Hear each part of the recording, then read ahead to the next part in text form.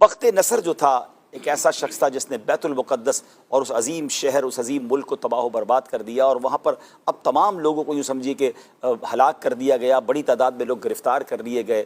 जब हज़रत उज़ैर अलैहिस्सलाम बख्त नसर की कैद से किसी तरह बाहर निकले और बैतुल मुक़द्दस तशरीफ़ लाए और शहर की वीरानी देखी, तो आपकी ज़बान से बेसाख्ता निकला कि अल्लाह करीम इस वीरान और बर्बादी के बाद शहर को दोबारा कैसे आबाद करेगा। अब इसके बाद आप जब शहर के अंदर दाखिल हुए, जैसा सारा वीराना ही था, कुछ फल आपने तोड़कर तनावुल किए, अंगूरों का जो रस था वो निचोड़कर आपने उसे नोश फरमाया, बचे हुए फल अपनी झोली में डाल दिए, अंगूरों के शीरे को अपनी मुश्क में सेव कर लिया, बचा लिया, और फिर अपने गधे को मजबूती के साथ, जिस पर आप सवारी करते थे, दरख्त के साथ बांध दिया और आप सो गए। मगर अल्लाह की शान देखें कि आप जब आराम करते हैं तो आपकी इसी नींद की हालत में वफ़ात हो जाती है। जी हाँ, आपका इंतकाल हो जाता है, और तकरीबन नाजरीन 100 साल तक आप जो है वो इस हालत में रहे। और अब क्या हुआ, अल्लाह ताला ने दरिंदों, परिंदों, चरिंदों, यहाँ तक कि जिन और इंसान सब की नज़रों से आपको छुपा दिया ताकि कोई आपको नुकसान ना पहुँचा सके।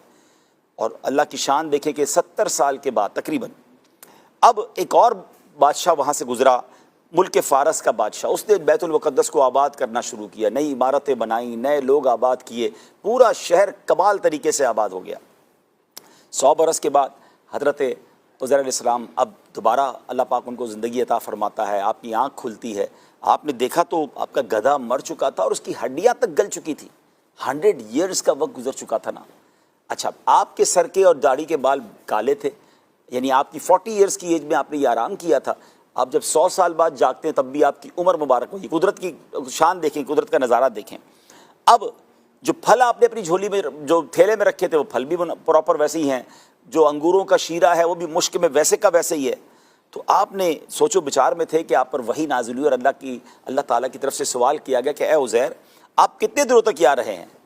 तो आप कहते हैं मुझे तो ऐसा लगा कि मैं सुबह सोया हूँ और शाम को उठ गया हूँ असर के वक्त में। तो इरशाद फरमाया कि आप 100 साल तक यहाँ पर रहे हैं। ज़रा अपने गधे को देखिए, उसकी हड्डियाँ तक गल सड़ गई हैं, खाने पीने की चीज़ों पर नज़र डालिए, वो वैसे की वैसे सलामत हैं। यानी अल्लाह की शान देखे कि एक ही ज़मीन है, एक ही पीस ऑफ द लैंड है, हज़रत उज़ैर सही सलामत हैं, आपका खाना पीना जो ठीक है, और गधा जो है उसका वो गल सड़ कर ख़त्म हो चुका है। फिर हज़रत उज़ैर को कुदरत का एक और नज़ारा दिखाया गया कि अब देखिए इस गधे को हम कैसे ज़िंदा करते हैं। तो अब उनकी हड्डियों पर गोश्त पोश्त भी आता है, वो गधा खड़ा भी हो जाता है, अपनी बोली भी बोलने लगता है।